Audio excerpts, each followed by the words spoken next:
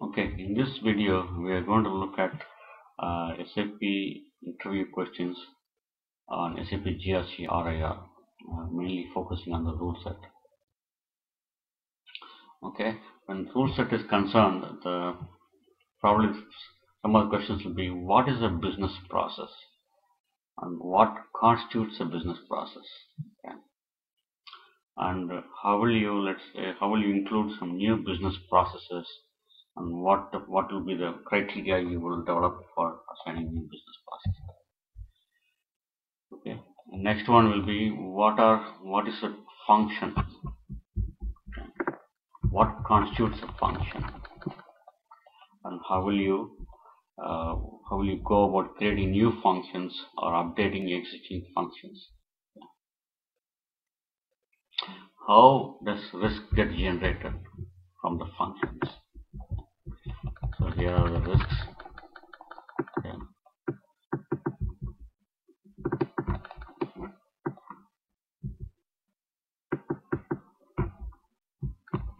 And how do you search for transaction within a risk, and also how do you search for transaction within a function? Okay. So what is a conflicting transactions? How does conflicting transaction rules mean? What is a conflicting transaction rule mean? What is an authorization object rule mean? Okay. And what is the difference between them?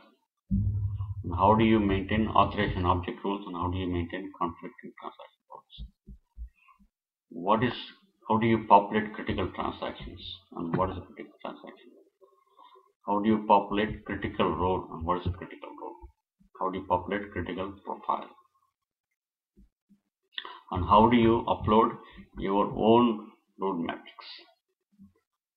Okay. And how do you transport?